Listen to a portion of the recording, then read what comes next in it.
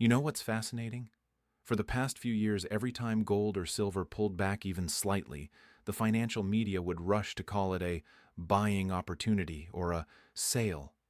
But something fundamental has shifted in the precious metals market, and most investors are completely missing it. The sale isn't just ending, it's already over. And the implications of what's happening right now are going to reshape wealth preservation for the next decade. Let me show you exactly what I mean, because the data tells a story that very few people are talking about.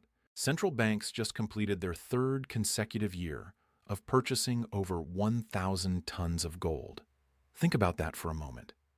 These are the institutions that literally create money, that have access to every financial instrument imaginable, and they're choosing to accumulate physical gold at a pace we haven't seen since the 1970s. They're not buying gold ETFs. They're not buying mining stocks. They're taking delivery of actual physical metal and storing it in their vaults. Now, why would they do that? These aren't emotional retail investors panicking about inflation. These are sophisticated institutions with teams of economists, access to classified economic data, and decades of experience managing national reserves. When they move in unison like this, they're seeing something in the global financial system that should make every investor pay attention. The World Gold Council's latest data shows something remarkable. Central bank gold purchases haven't just been consistent. They've been accelerating during price pullbacks. In other words, when gold temporarily dipped, these institutions weren't selling. They were buying more aggressively.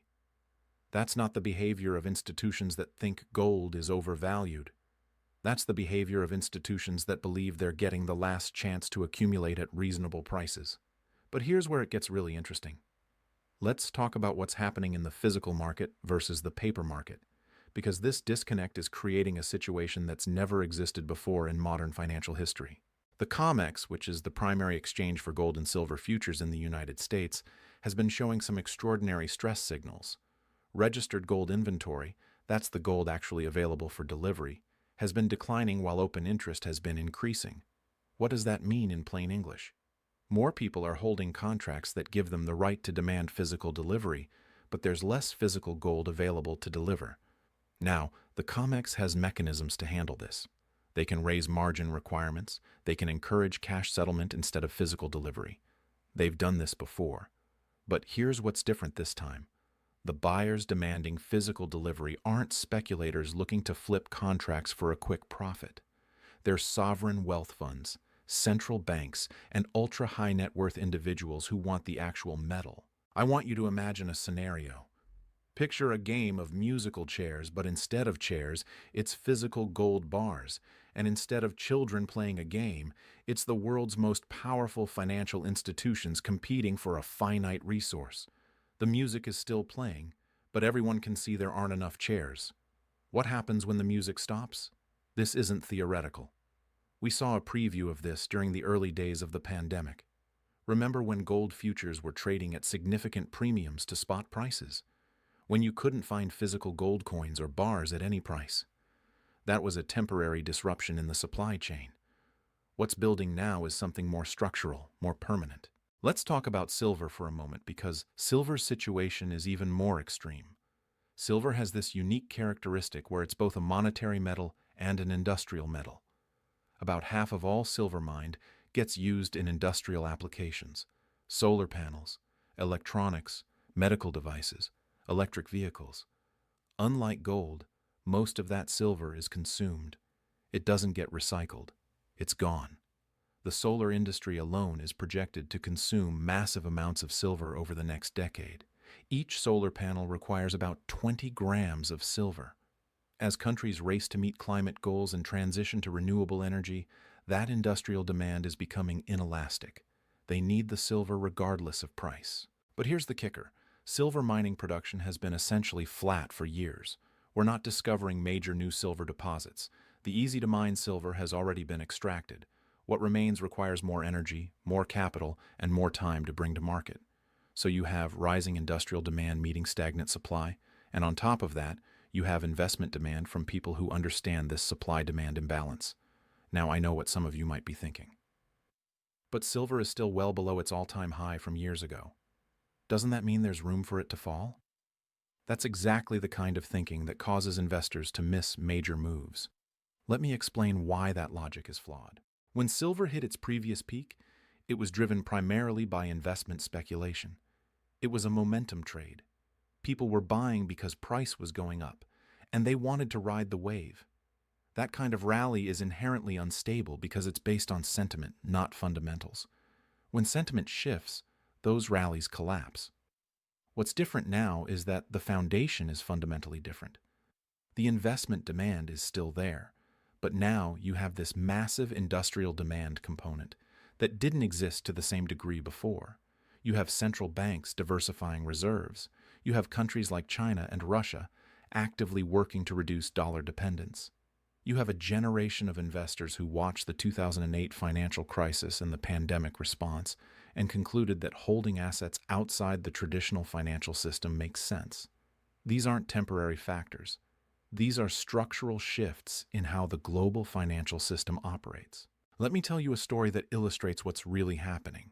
There's a major gold refinery in Switzerland. I won't name it, but it's one of the largest in the world. They process gold from mines, from recycled jewelry, from central bank transactions. A few years ago, they noticed something unusual. They were receiving massive shipments of gold from Western vaults, London, New York, and immediately re-refining it and shipping it to Asia, China, India, Singapore. This wasn't a temporary flow. This was a persistent, one-way transfer of physical gold from west to east. The gold was leaving Western vaults and not coming back. Now, why does that matter? Because it represents a fundamental shift in where physical gold is being held and who controls it. Western financial institutions have historically operated on a fractional reserve basis with gold. They hold some physical gold, but they issue many more claims on that gold through various financial instruments. It's similar to how banks operate with deposits. This works fine as long as not everyone demands their gold at the same time. But Eastern buyers, particularly Chinese and Indian buyers, have a different philosophy. They want physical possession. They don't trust paper claims. They want the actual metal in their hands or in vaults they control. As more and more physical gold moves east, the Western fractional reserve system becomes more fragile. Here's where it connects to what's happening right now. The sale on precious metals, those periodic pullbacks that created buying opportunities, those were largely driven by paper market dynamics. Large institutions would sell futures contracts, driving down the paper price, and that would temporarily pressure the physical market. But each time that happened, physical buyers would step in and absorb the metal. The paper sellers would cover their short positions, and the cycle would repeat. But something has changed. The physical buyers have become so numerous and so persistent that the paper market is losing its ability to suppress prices for extended periods. When paper prices drop, physical premiums spike. Dealers run out of inventory. Delivery delays extend. The market is telling us that the paper price and the physical reality are diverging. You're probably wondering what this means for your portfolio, for your retirement savings, for your financial security. Let me be direct about this, because I think it's important to understand the implications. If you're sitting on significant retirement savings, let's say $100,000 or more in traditional retirement accounts, you might want to understand how gold IRAs work. I've put together a comprehensive guide that covers exactly how you can get physical gold into your retirement account without triggering tax penalties. It's in the description below. It walks through the process, the rules, the custodians, everything you need to know. Worth checking out if that's relevant to your situation. But beyond just the mechanics of how to buy gold, I want you to understand why this moment is different from previous cycles. Because that's what's going to determine whether you take action or whether you wait and potentially miss this window. Think back to 1971. That's when Nixon closed the gold window, ending the direct convertibility of dollars to gold. In the years that followed, gold went from $35 an ounce to over $800 an ounce. But here's what most people don't realize. The biggest gains didn't happen immediately. They happened after a period where gold consolidated, where skeptics said the rally was over, where people who bought early started to doubt their decision. The investors who made life-changing returns weren't the ones who bought at $35 and sold at $100. They were the ones who bought at $100, held through $150 and sold at $600 or $700. They were the ones who understood that the fundamental driver, the loss of confidence in fiat currency, was a multi-year trend, not a one-time event. We're in a similar moment now. The fundamental drivers are even stronger than they were in the 1970s. The debt levels are higher. The money printing has been more aggressive.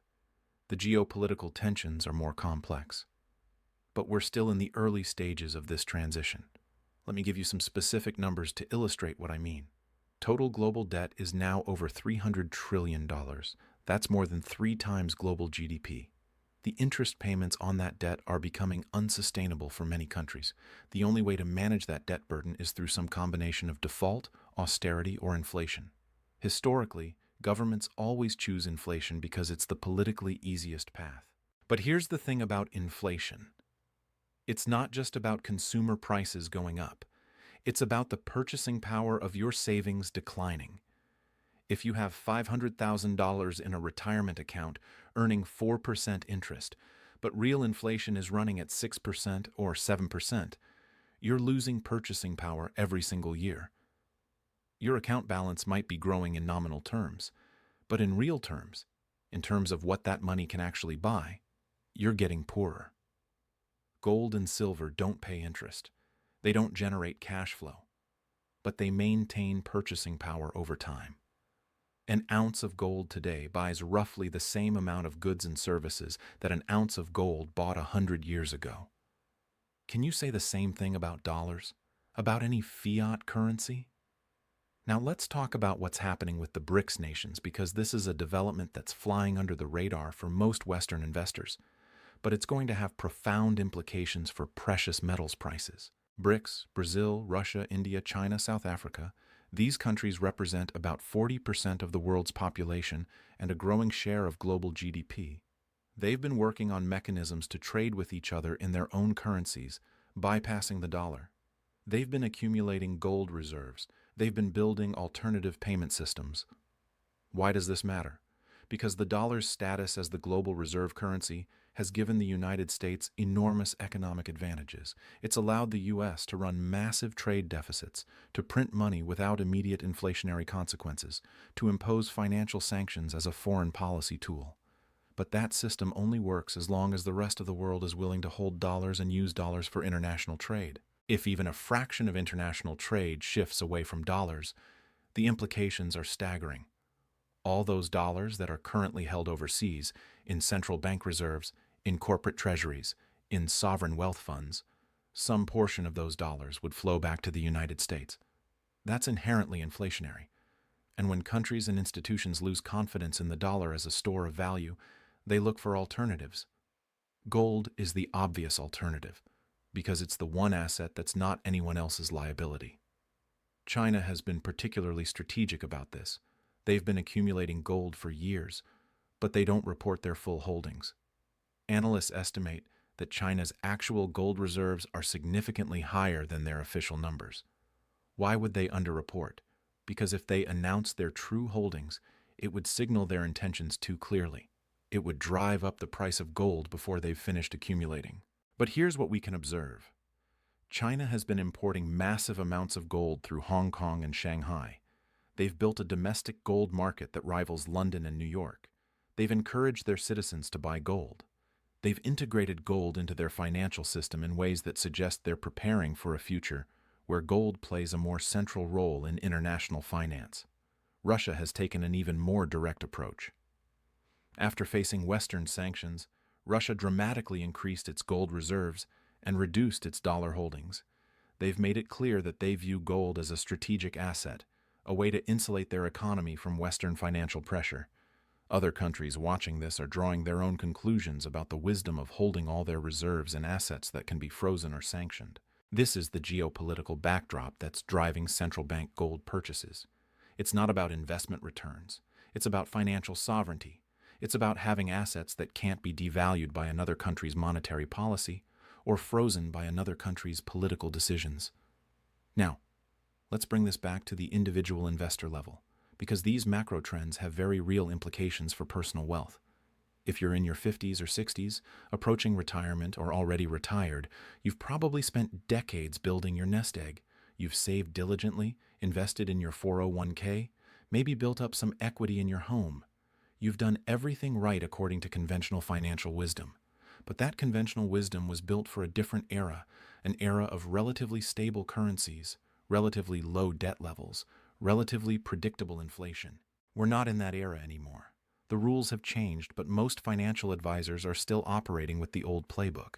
They'll tell you to have a 60-40 portfolio, 60% stocks, 40% bonds.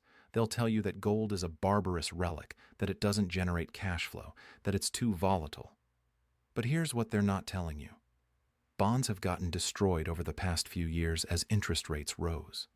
The traditional 60-40 portfolio had one of its worst years in recent history.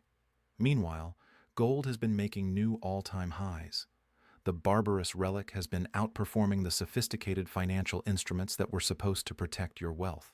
I'm not saying you should put your entire portfolio into gold and silver. That would be reckless. But I am saying that having zero exposure to precious metals in this environment is a bet that the current monetary system is sustainable, that debt levels don't matter, that central banks can print unlimited amounts of money without consequences. That's a bet I wouldn't want to make with my retirement savings. Let's talk about the mechanics of what happens when this situation reaches a critical point, because I think understanding the potential scenarios helps clarify why positioning yourself now matters. Scenario 1. Gradual repricing. In this scenario, gold and silver steadily appreciate over years as more investors and institutions recognize the fundamental imbalances in the financial system. This is the soft landing version where the transition happens slowly enough that markets can adjust without major disruptions. Gold might go from current levels to significantly higher over a 5 to 10 year period.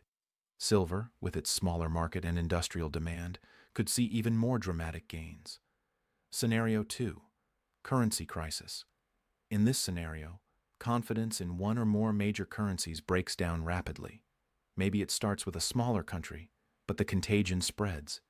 People rush to convert their currency holdings into hard assets. Gold and silver prices spike dramatically in a short period. This is what happened in Weimar Germany, in Zimbabwe, in Venezuela. It's what happens when people lose faith in paper money. Scenario 3. Financial system stress. In this scenario, there's a major disruption in the banking system or the bond market. Maybe a large institution fails. Maybe there's a sovereign debt crisis. The government and central bank respond with massive monetary intervention, bailouts, quantitative easing, whatever it takes to prevent collapse. That flood of new money creation drives investors into hard assets as a hedge against debasement. Now, I can't tell you which scenario will play out or when. Nobody can. But here's what I can tell you. In all three scenarios, having exposure to physical precious metals before the crisis hits is vastly better than trying to acquire them during the crisis. During the early days of the pandemic, when people suddenly wanted physical gold and silver, premiums spiked to 30%, 40%, even 50% over spot prices. Dealers were sold out. Delivery times stretched to months. If you waited until the crisis was obvious to everyone, you paid a massive premium or couldn't get metal at all. That's why the title of this video is "The Sale is Over." I'm not saying prices can't temporarily pull back. Markets are volatile. There will be ups and downs. But the structural factors that have kept precious metals relatively affordable compared to the scale of monetary expansion, those factors are eroding. The paper market's ability to suppress prices is diminishing as physical demand overwhelms available supply. Central banks are removing supply from the market permanently. Industrial demand for silver is growing. Geopolitical tensions are driving diversification away from dollar assets. These aren't temporary factors that will reverse next quarter. Let me share one more story that I think illustrates the psychology of what's happening. There's a concept in behavioral economics called normalcy bias. It's the tendency for people to believe that things will continue functioning the way they always have, even in the face of evidence that circumstances have changed. In the lead-up to the 2008 financial crisis, there were warning signs everywhere. Housing prices had become detached from fundamentals. Lending standards had collapsed. Derivatives exposure was off the charts. But most people, including many sophisticated investors, didn't take action because they couldn't imagine that the system could actually break. They had normalcy bias. The people who protected their wealth in 2008 weren't necessarily smarter or better informed. They were the ones who took the warning signs seriously and positioned themselves defensively before the crisis became obvious to everyone. We're in a similar moment now with the monetary system. The warning signs are everywhere. Debt levels that can't be sustained. Central banks trapped between inflation and recession. Geopolitical fragmentation. Currency debasement. But most people have normalcy bias. They can't imagine that the dollar could lose its reserve status, that inflation could become persistent, that the financial system could face serious stress. The investors who will preserve and grow their wealth through the next decade will be the ones who recognize that we're in a different environment, that the old rules don't apply, and that positioning yourself before the crisis is obvious to everyone is the key to success. So what does this mean practically? It means understanding that precious metals aren't just an investment, they're insurance. They're a hedge against the scenarios we've discussed. They're a way to preserve purchasing power when paper assets are being devalued. It means recognizing that the periodic pullbacks in gold and silver prices, the sales that have created buying opportunities over the past few years, those are becoming less frequent and less pronounced as physical demand absorbs available supply. It means understanding that the gap between paper prices and physical availability is a warning sign, not a buying opportunity for paper instruments. If you're going to own precious metals, own the physical metal or instruments that give you direct claim to allocated, segregated physical metal. It means looking at your overall portfolio and asking yourself, am I positioned for the world as it is or for the world as it used to be? Because if your portfolio is built on the assumption that the monetary system of the past 50 years will continue unchanged for the next 50 years, you're taking an enormous risk. The central banks know this. That's why they're accumulating gold at record pace. The ultra-wealthy know this. That's why family offices and sovereign wealth funds are increasing their precious metals allocations. The question is, do you know this? And more importantly, are you going to act on it? The sale on precious metals isn't just ending. It's already over for those who understand what's happening. The institutions that create money are buying. The countries that control vast resources are buying. The investors who preserved wealth through previous crises are buying. The only question that matters now is, are you going to join them while there's still time, or are you going to wait until the crisis is obvious to everyone and pay whatever price is necessary to get protection? Because here's the thing about insurance. It only works if you buy it before you need it. Once your house is on fire, nobody will sell you fire insurance. Once the monetary crisis is obvious to everyone, precious metals will be priced accordingly. The opportunity to position yourself at reasonable prices will be gone. This isn't about fear. It's about prudence. It's about recognizing that the financial landscape has changed and adapting your strategy accordingly. The investors who thrive in the coming years won't be the ones who made the most aggressive bets or took the biggest risks. They'll be the ones who recognized the environment they were operating in and positioned themselves appropriately. The sale is over. The question is, what are you going to do about it?